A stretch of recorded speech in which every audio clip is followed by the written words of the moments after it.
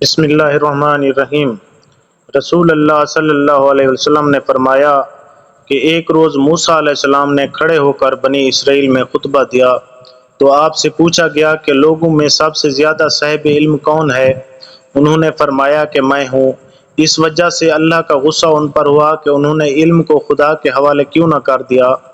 تب اللہ نے ان کی طرف وحی بھیجی کہ میرے بندوں میں سے ایک بندہ دریاؤں کے سنگم پر ہے جہاں فارس اور روم کے سمندر ملتے ہیں، وہ تجھ سے زیادہ عالم ہے۔ موسیٰ علیہ السلام نے کہا، اے پروردگار، میری ان سے ملاقات کیسے ہو؟ حکم ہوا کہ ایک مچھلی زنبیل میں رکھ لو، پھر جہاں تم اس مچھلی کو گم کر دو گے تو وہ بندہ تمہیں وہیں ملے گا۔ تب موسیٰ علیہ السلام چلے اور ساتھ اپنے خادم یوشع بن نون کو لے لیا اور انہوں نے زنبیل میں مچھلی رکھ لی۔ جب ایک پتھر کے پاس پہنچے، دونوں اپنے سر اس پر رکھ کر سو گئے اور مچھلی زنبیل سے نکل کر دریا میں اپنی راہ بناتی چلی گئی، اور یہ بات موسیٰ علیہ السلام اور ان کے ساتھی کے لیے بے حد تعجب کی تھی۔ پھر دونوں باقی رات اور دن میں جتنا وقت باقی تھا چلتے رہے۔ جب صبح ہوئی، موسیٰ علیہ السلام نے خادم سے کہا، ہمارا ناشتہ لاؤ۔ اس سفر میں ہم نے کافی تکلیف اٹھائی اور موسیٰ علیہ السلام بالکل نہیں تھکے تھے، مگر جب اس جگہ سے آگے نکل گئے جہاں تک انہیں جانے کا حکم ملا تھا، تب ان کے خادم نے کہا، کیا آپ نے دیکھا تھا کہ جب ہم صخرہ کے پاس ٹھہرے تھے تو میں مچھلی کا ذکر بھول گیا؟ بقول بعض صخرہ کے نیچے آب حیات تھا، وہ اس مچھلی پر پڑا اور وہ زندہ ہو کر بقدرت الہی دریا میں چل دی۔ یہ سن کر موسیٰ علیہ السلام بولے کہ یہ ہی وہ جگہ ہے جس کی ہمیں تلاش تھی۔ تو وہ پچھلے پاؤں واپس ہو گئے۔ جب پتھر تک پہنچے تو دیکھا کہ ایک شخص کپڑا اوڑھے ہوئے موجود ہے۔ موسیٰ علیہ السلام نے انہیں سلام کیا۔ خضر علیہ السلام نے کہا کہ تمہاری سرزمین میں سلام کہاں؟ پھر موسیٰ علیہ السلام نے کہا کہ میں موسیٰ علیہ السلام ہوں۔ خضر بولے کہ بنی اسرائیل کے موسیٰ؟ انہوں نے جواب دیا کہ ہاں۔ پھر کہا، کیا میں آپ کے ساتھ چل سکتا ہوں تاکہ آپ مجھے ہدایت کی وہ باتیں بتلاؤ جو خدا نے خاص آپ ہی کو سکھلائی ہیں؟ خضر علیہ السلام بولے کہ تم میرے ساتھ صبر نہیں کر سکو گے۔ اے موسیٰ، مجھے اللہ نے ایسا علم دیا ہے جسے تم نہیں جانتے، اور تم کو جو علم دیا ہے اسے میں نہیں جانتا۔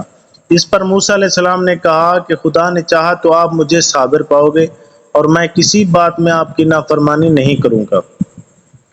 پھر دونوں دریا کے کنارے پیدل چلے۔ ان کے پاس کوئی کشتی نہ تھی کہ ایک کشتی ان کے سامنے سے گزری تو کشتی والوں سے انہوں نے کہا کہ ہمیں بٹھا لو۔ خضر علیہ السلام کو انہوں نے پہچان لیا اور بغیر کرایہ کے سوار کر لیا۔ اتنے میں ایک چڑیا آئی اور کشتی کے کنارے پر بیٹھ گئی۔ پھر سمندر میں اس نے ایک یا دو چونچیں ماری۔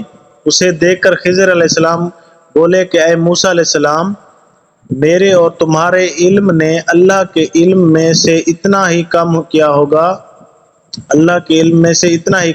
ہوگا جتنا اس چڑیا نے سمندر کے پانی سے۔ پھر خضر علیہ السلام نے کشتی کے تختوں میں سے ایک تختہ نکال ڈالا۔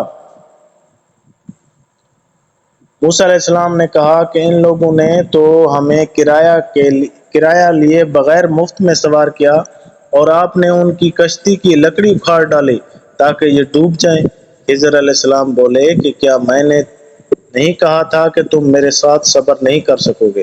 اس پر موسیٰ علیہ السلام نے جواب دیا، میں بھول پر میری گرفت نہ کرو۔ موسیٰ علیہ السلام نے بھول کر یہ پہلا اعتراض کیا تھا۔ پھر دونوں چلے۔ کشتی سے اتر کر ایک لڑکا بچوں کے ساتھ کھیل رہا تھا۔ خضر علیہ السلام نے اوپر سے اس کا سر پکڑ کر ہاتھ سے اسے الگ کر دیا۔ موسیٰ علیہ السلام بول پڑے کہ آپ نے ایک بے گناہ بچے کو بغیر کسی جانی حق کے مار ڈالا، غضب کیا گیا۔ خضر علیہ السلام بولے کہ میں نے تم سے نہیں کہا تھا کہ تم میرے ساتھ صبر نہیں کر سکو گے؟ ابن عیینہ کہتے ہیں کہ اس کلام میں پہلے سے زیادہ تاکید ہے، کیونکہ پہلے کلام میں لفظ لکا نہیں کہا تھا، اس میں لکا زائد کیا جس سے تاکید ظاہر ہے۔ پھر دونوں چلتے رہے حتیٰ کہ ایک گاؤں والوں کے پاس آئے۔ ان سے کھانا لینا چاہا، انہوں نے کھانا کھلانے سے انکار کر دیا۔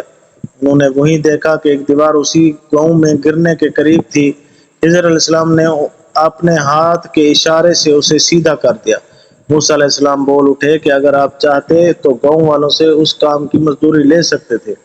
خضر علیہ السلام نے کہا بس اب ہم اور تم میں جدائی کا وقت آ گیا۔ جناب محبوب کبریا رسول صلی اللہ علیہ وسلم فرماتے ہیں کہ اللہ موسیٰ علیہ السلام پر رحم کرے۔ ہماری تمنا تھی کہ موسیٰ علیہ السلام کچھ دیر اور صبر کرتے تو مزید واقعات ان دونوں کے بیان کیے جاتے اور ہمارے سامنے روشنی میں آتے، مگر حضرت موسیٰ علیہ السلام کی عجلت نے اس علم لدنی کے سلسلہ کو جلد ہی منقطع کرا دیا۔ محمد بن یوسف کہتے ہیں کہ ہم سے علی بن خشرم نے یہ حدیث بیان کی، اس نے سفیان بن عیینہ نے پوری کی پوری بیان کی۔